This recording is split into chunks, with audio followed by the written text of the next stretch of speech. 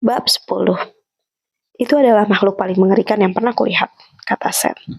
Aku gak pernah begitu ingin bertransformasi jadi serigala sepanjang hidupku. Kenyataannya kamu tidak bertransformasi itu yang mungkin menyelamatkan hidupmu, kata Lukas padanya. Kami semua ada di depan pintu kamar tamu. Hanya saat sebelumnya, Brittany menyerbu masuk ke kamarku untuk memberitahu kami semua kalau Seth yang ada di luar untuk berpatroli, bertemu dengan Harvester. Yang dilihatnya hanya aku yang duduk di tempat tidur dengan punggung bersandar, dan Daniel yang berdiri di depan jendela sambil menatap keluar. Setelah ciuman membara itu, kami memisahkan diri tanpa sepatah kata pun dan menjauh. Aku tidak tahu apa yang dilihat di mataku, tapi kalau itu adalah sesuatu seperti hasrat yang kulihat di matanya, kurasa dia mungkin sama takutnya denganku. Walaupun ketakutan kami tidak ada apa-apanya dibandingkan ketakutan Seth, aku sebenarnya agak berhasil mendorong keluar emosinya, jadi mereka tidak menguasaiku. Aku tidak ingin menyerbu ke dalam diri Seth dan berbagi perasaannya. Dia berusaha menyembunyikan getaran di tangannya dengan terus menggerak-gerakannya, menggosok satu tangan lalu yang lainnya. Dia pasti mendengar kalian datang, katanya. Suaranya sedikit bergetar. Kayla dan Lindsay melangkah masuk. Keduanya membawa nampan dengan cangkir coklat panas yang mengepul, yang disiapkan oleh juru masak. Ini coklat panas untuk semua, kata Kayla sambil meletakkan nampannya di atas meja kopi depan sofa tempat Seth duduk.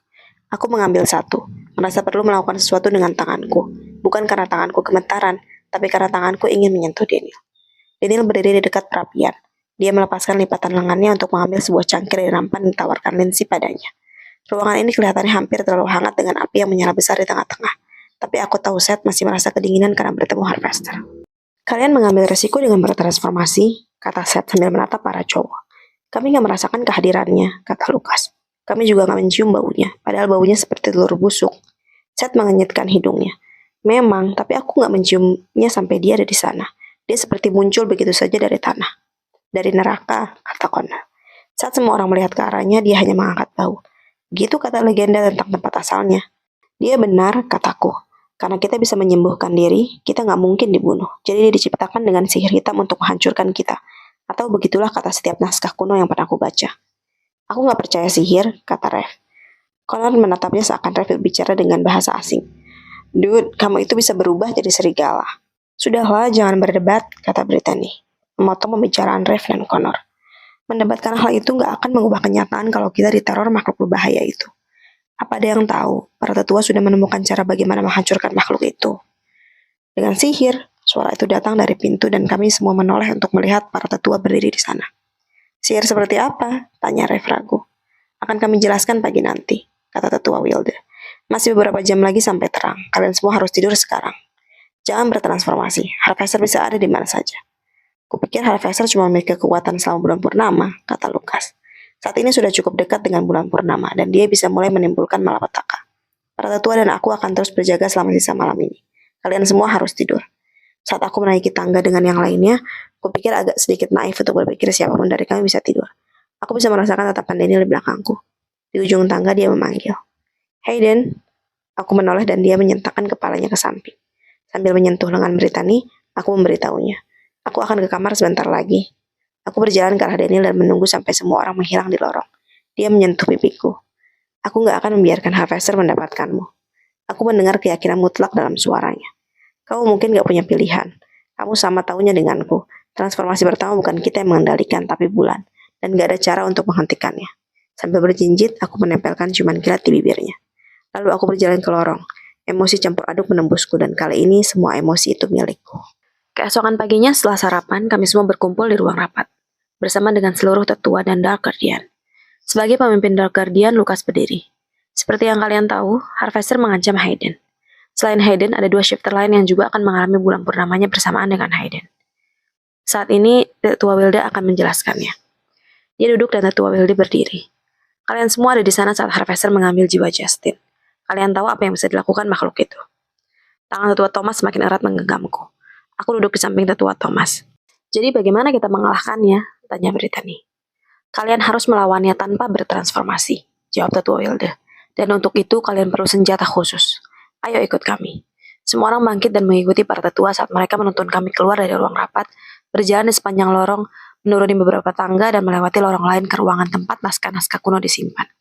Kami hanya diizinkan masuk ke ruangan itu kalau diundang, tapi mereka tidak berhenti di sana. Mereka terus berjalan di antara kursi dan kotak-kotak yang menyimpan harta karun.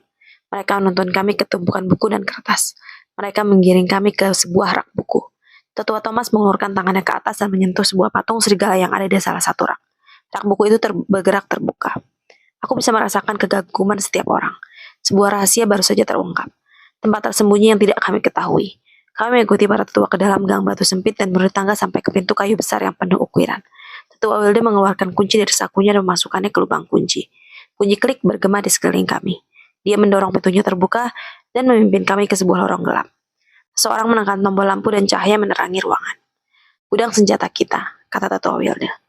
Aku terbelalak takjub ke arah semua senjata di dinding. Peralatan pembunuh kuno. Pedang, pisau, kapak, tongkat. Apa itu Excalibur? Tanya Connor.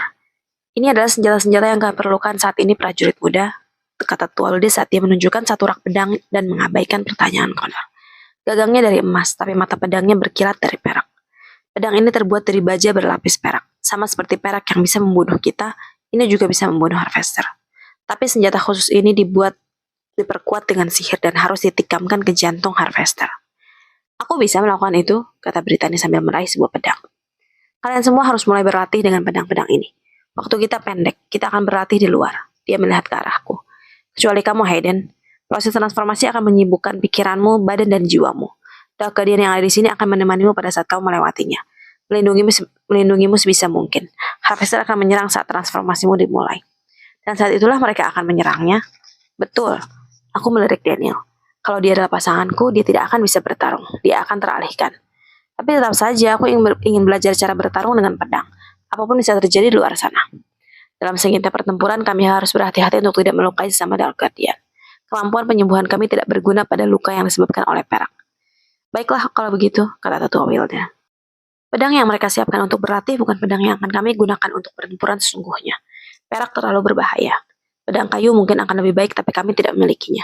Selain itu, kami harus terbiasa dengan beratnya, jadi kami memakai pedang baja. Kami keluar ke halaman yang diapit rumah besar dan hutan beberapa meter jauhnya. Kurasa bukan suatu kebetulan aku dipasangkan dengan Daniel.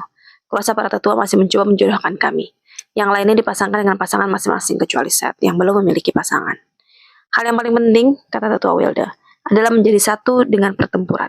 Mengalir dengannya, membenamkan dirimu di dalamnya. Kalian tidak boleh bimbang, kalian harus berkonsentrasi. Aku merasakan emosi orang-orang mulai menghujamiku. Kegembiraan, sedikit kekhawatiran akan kemungkinan gagal. Tetap memusatkan perhatian saat latihan akan menjadi tantangan untukku. Aku tidak bisa membayangkan bagaimana aku akan menghadapinya saat sengitnya pertempuran nanti. Sayang kamu gak bisa mengalihkanku dari perasaan semua orang saat ini seperti yang kamu lakukan semalam, kataku pada Daniel.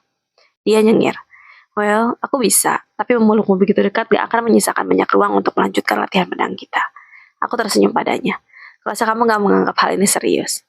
Kalau aku jadi pasanganmu, aku akan sibuk.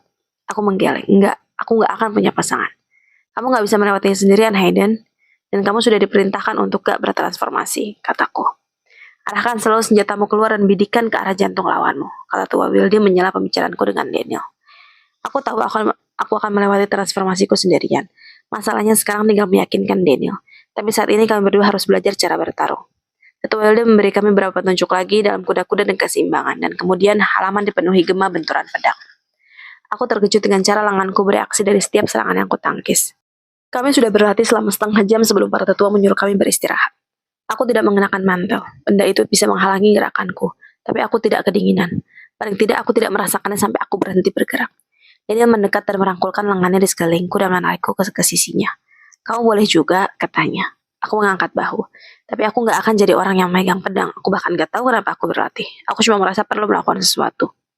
Kamu memang melakukan sesuatu. Kamu dijadikan umpan. Aku bisa mendengar dengan sangat jelas betapa dia sama sekali tidak menyukai rencana ini.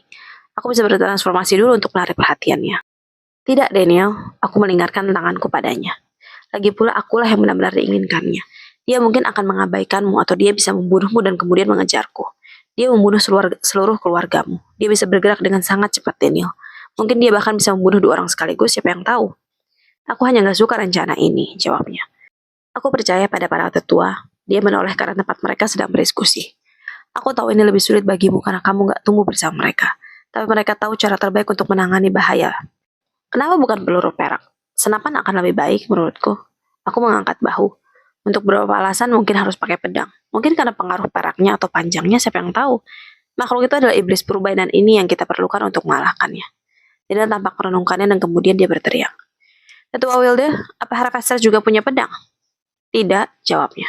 Kalau begitu bukannya kita seharusnya belajar bagaimana mengalahkannya karena dia jauh lebih cepat. Tentu saja Guardian Foster, itu adalah pelajaran kita berikutnya. Para cewek dan Seth mempertahankan pedang mereka sementara yang cowok pura-pura jadi Harvester. Kami masih berpasangan dan partnerku adalah Daniel yang bergerak dengan cepat menyelinap di sekelilingku. Aku mengayun, menyerang, menerjang tanpa benar-benar berusaha menusukkan pedangku padanya. Aku semakin lelah. Kau mencoba terlalu keras, Hayden, kata Tua Wilde saat dia muncul di belakangku. Merangkulkan lengannya padaku dan tangannya di atas tanganku yang memegang pedang. Tunggu, perhatikan. Serang sekali saja, ketika saatnya tepat, tapi selalu siap untuk saat yang sempurna itu. Jadi dia menyergap dan mundur. Dia bergerak di sekelilingku. Lalu saat aku mulai mengayunkan pedang, dia melompat mundur dan mendarat terduduk di salju. Kita bisa bilang itu sebuah serangan bagus, kata Tua Wilde sambil melepaskan pegangannya padaku. Kalian bahkan gak cukup dekat untuk mengenaiku, kata Daniel. Cowok itu dan ego mereka dan kebutuhan mereka untuk menang. Dia segera bangkit berdiri. Coba lagi Hayden, kata Tua Wilde. Jadi aku mulai berlatih lagi. Aku semakin sulit berkonsentrasi saat pasangan lain sudah mulai menunjukkan kemajuan. Mulai bangga dengan pencapaian mereka. Mulai mendapatkan rasa percaya dengan senjata masing-masing. Perasaan mereka menyerbuku, membuatku pusing dan bingung. Jadi menyergapku. Tidak ingin menusuk jantungnya, aku mengarahkan pedangku ke bawah. Aku tidak tahu apa dia bergerak terlalu lamban atau aku yang terlalu cepat. Tapi pedangku mengenai pahanya. Dia mengerang kesakitan, mencoba mendorong pedang itu dan menyebabkan tangannya terluka. Daniel tersungkur di tanah. Salju di sekitarnya mulai berubah merah.